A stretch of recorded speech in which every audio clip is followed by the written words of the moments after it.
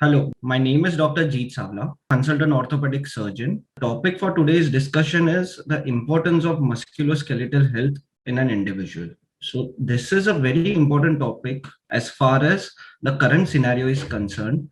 Concepts like work from home and this COVID scenario has led to people being in home more than being outside, which has led to various problems due to these musculoskeletal health.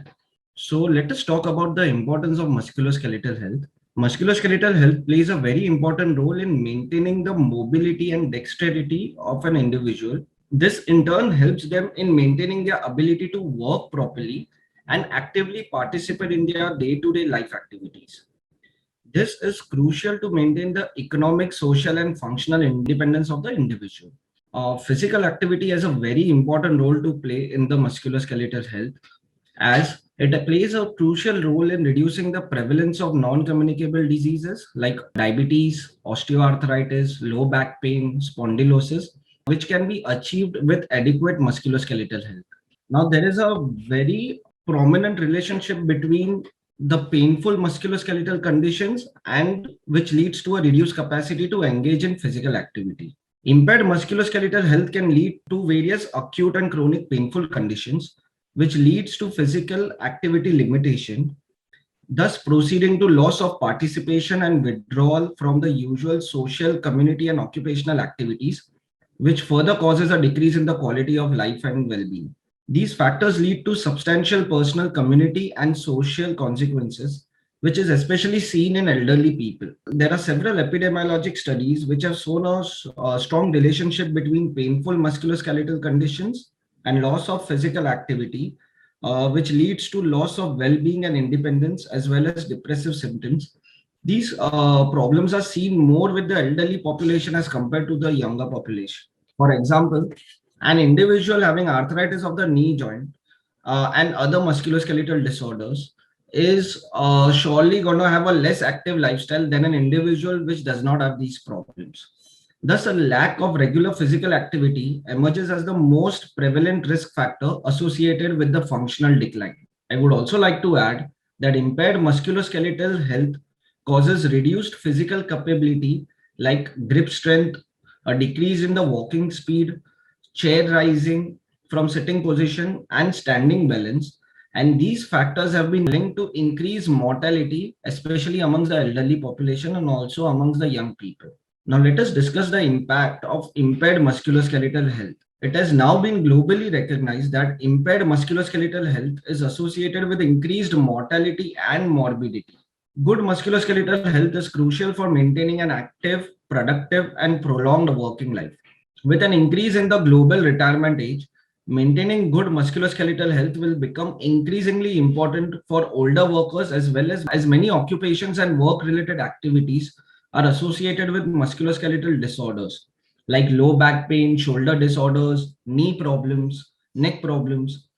Thus, it is important to identify and implement effective interventions for people with musculoskeletal conditions to remain productive at work.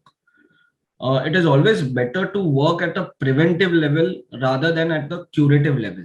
High income countries observe musculoskeletal conditions to be one of the major causes of work loss, early retirement, which in turn leads to a loss of the retirement wealth.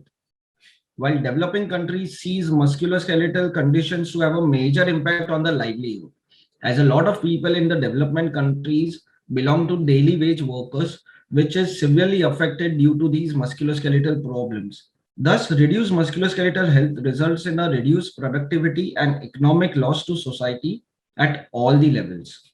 Since musculoskeletal conditions are chronic, painful, associated with disability and social disengagement, this frequently causes mental health impairments also, such as depression and anxiety, along with other comorbidities. Physical and mental aspects of quality of life related to health is known to be greatly impacted in person with comorbidities. Unfortunately, this impact is even greater when it is associated with musculoskeletal condition. Non-communicable diseases now account for most of the global burden of disease, with musculoskeletal condition being the leading contributor. Developed countries well recognize the transition of burden to long-term disabling conditions. However, Now, low and middle income countries are also demonstrating the enormous future impact from musculoskeletal conditions such as osteoporosis, low back pain, lumbar and cervical spondylosis, driven by population growth and aging. Since age is a commonest risk factor for musculoskeletal condition, it is estimated by 2050 there will be a 5 times rise in the people over 40 years living in developing countries as compared to the developed countries. Additionally, obesity, another important risk factor for many musculoskeletal conditions, is also hypothesized to increase dramatically in the developing countries over the coming 2 decades. This furthermore increased use of motor vehicles is not only reducing the physical activity level amongst the individual, but it is also increasing the number of motor vehicle accidents, which leads to musculoskeletal trauma and disorders. Having discussed the importance of musculoskeletal health in an individual, let us discuss the role of physical inactivity and sedentary behavior, which is a major contributing factor to these musculoskeletal problems. Sustained and systemic urbanization in developed countries has led to sedentary behavior amongst people, especially the younger population. The rapid growth of legions of video games, social media, binge watching, movie streaming has been a prime contributor. There was a time when younger people used to go out and play, which used to be an indirect way of physical activity. But that is not the same anymore. And especially in this COVID scenario where kids were made to sit at home, this has led to increased movie streaming, binge watching, show watching, which has led to sedentary lifestyle and obesity. This surge in sedentary behavior is not only a major risk factor for many chronic diseases, but is also recognized as a substantial global economic burden. Increasing physical activity and optimizing exercise is an optimal way to improve the musculoskeletal health, especially in the younger population. Evidence also shows that the effects of a sedentary lifestyle, example, a desk job, can be greatly reduced by a small amount of activity every day. A recent meta-analysis utilizing data of more than 1 million individuals concluded that at least 1 hour of moderate level of activity daily can eliminate the risk of death associated with 8 hours of sitting. Thus, a moderate level of physical activity remains a key requirement for healthy aging and maintaining the musculoskeletal health. This sedentary behavior is also a major contributor to obesity and type 2 diabetes. Likewise, obesity in turn is a major contributor to developing and progression of osteoarthritis, especially of the knee, with several epidemiological studies confirming the link between adiposity and joint degeneration. So this is like a vicious circle, one thing leading to the other and the other leading to a third problem, which in turn leads to increase in the morbidity and mortality of the individual. Evidence suggests that increasing the level of physical activity will not only increase the musculoskeletal health, but will also decrease the risk of suffering from obesity related diseases such as diabetes and arthritis. So the solution is very simple to this whole thing. There has to be physical activity in one's daily lifestyle.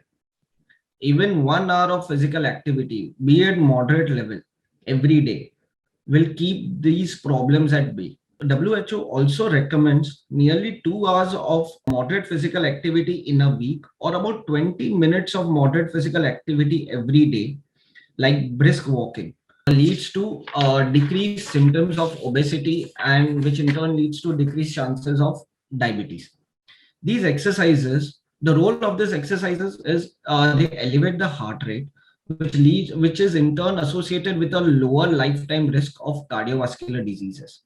Apart from rendering the musculoskeletal health benefits, improvement in cardiorespiratory fitness can be achieved by changing sedentary behavior to achieve a low intensity physical activity like walking.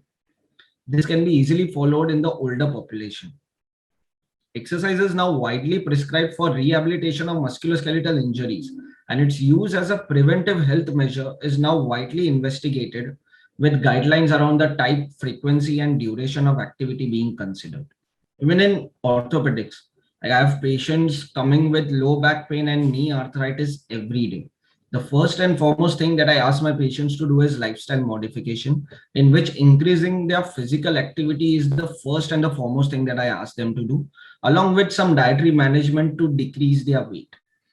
These have a significant, even the medicines are not as effective as these measures, which leads to a decrease in the pain and the symptomatic relief of the patient.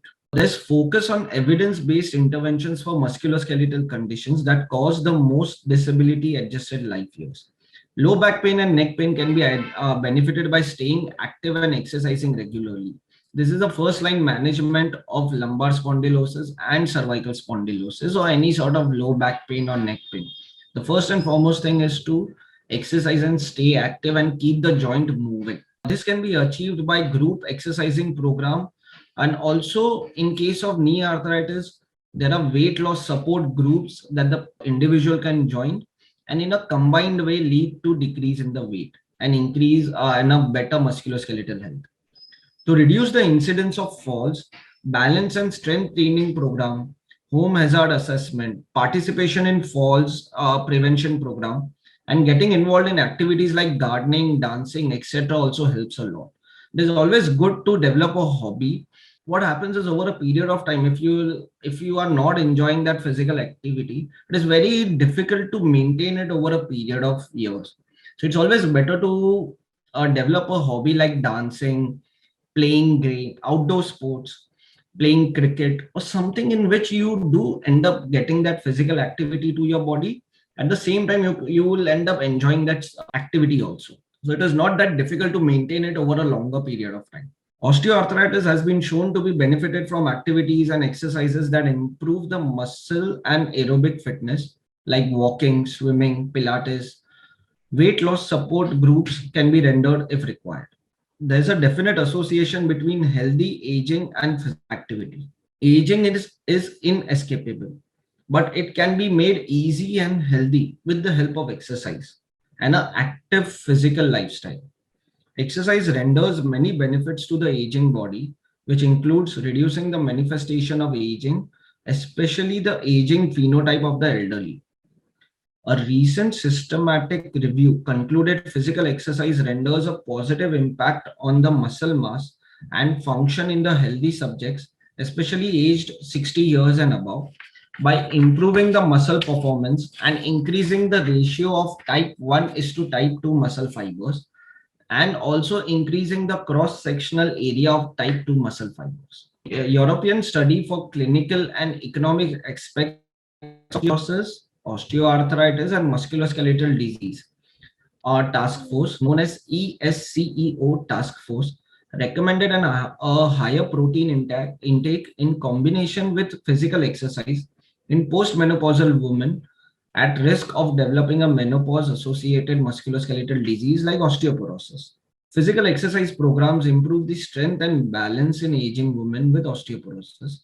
Additionally, fragility fracture risk associated with osteoporosis can be decreased by following an exercise program, as exercise increases the bone density and reduces the inflammatory markers. Thus, having an active lifestyle from an early age and following recommendations for exercise could be beneficial to the women, as it will prevent the occurrence of these conditions at a primary level rather than treating it at a secondary or a tertiary level. Importance of exercise in these women with osteoporosis is it leads to increase in the muscle mass, increase in the bone mass, increasing the bone strength, which leads to solving the problem at the root cause. Furthermore, exercise and mechanical loading also have a positive impact on the molecular, cellular, and tissue levels. Like with aging, the potential for cell proliferation and the number of stem is to progenitor like cells decreases in the tendons. Exercise to loading can induce an increase in the tendon collagen synthesis, thus increasing the tendon strength. Physical exercise and mechanical loading also have a positive role in maintaining the cartilage and bone health. Moderate exercise could also enhance the quality of tissue produced during the healing of injured tendons. That is why physical rehabilitation is one of the most important aspects in patients being treated for any musculoskeletal disorder.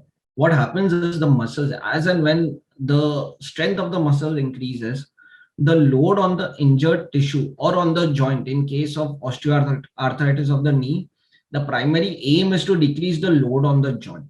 So if the muscles will be strong, they'll take a part of the load on themselves, which will lead to decreased load on the joint and decreased progression of the symptoms. There's a definite relationship between obesity and musculoskeletal diseases. An increase in the sedentary behavior and unhealthy diets have caused a global obesity epidemic, along with a sharp rise in incidence of type 2 diabetes. These are further great risk factors for cardiovascular and neurodegenerative diseases, which further complicates the management of musculoskeletal disease. Obesity is an important comorbidity of many musculoskeletal conditions, or I would say it is amongst the foremost causes. It is something which arises from sedentary lifestyle and an improper diet, but this itself leads to other problems like arthritis, diabetes, cardiovascular problems, being arthritis of the knee being amongst the commonest musculoskeletal health issues. The strategies aimed at reducing obesity in adults will reduce the occurrence of OA and thus can alleviate some of the pain of the condition. Interestingly, obesity is also one of the most modifiable risk factors in patients suffering from arthritis. Exercise and weight loss have benefited overweight and obese adults with knee arthritis in many clinical trials. Thus, combining modest weight loss with moderate exercise can provide the best overall improvement in symptoms of pain and joint function. Having discussed the role of musculoskeletal diseases amongst adults and elderly, there are definite consequences of childhood obesity and physical inactivity seen amongst kids also. Lack of physical exercise in childhood causes childhood obesity, which further leads to musculoskeletal pain in their later life, something which they don't realize in that moment, but will definitely have an impact couple of years down the line once they reach their adulthood. Thus, reducing obesity in children by encouraging physical activity will also reduce the risk of developing musculoskeletal pain later in their life. Furthermore, consumption of unhealthy diet and sedentary lifestyle is contributing to the increased incidence of childhood obesity. Low in nutritional value and high in caloric content foods further contribute to the obesity epidemic.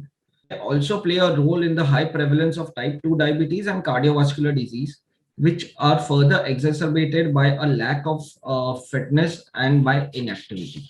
Diet is also a very important part of the healthy living, and it has a very big impact of an individual on the lower side and keeping the body to the optimum level of fitness. The individual will be in a better position to do physical activity, in turn leading to a healthy lifestyle.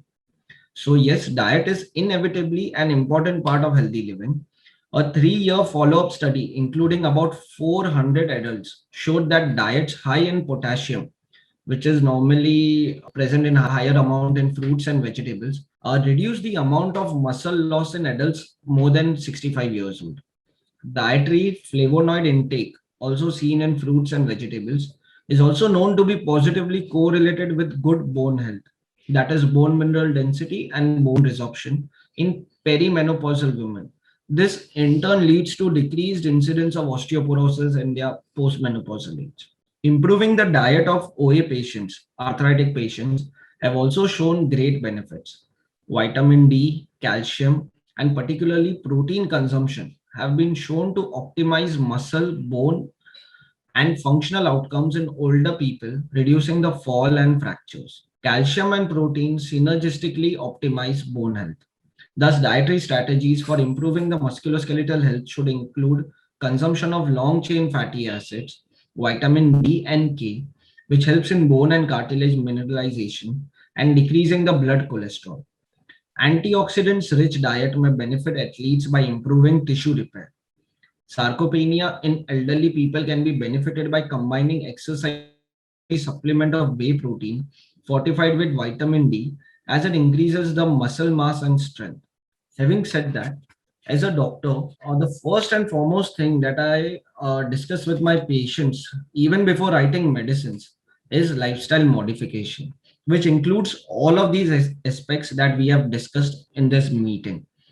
First and foremost is increase in the physical activity.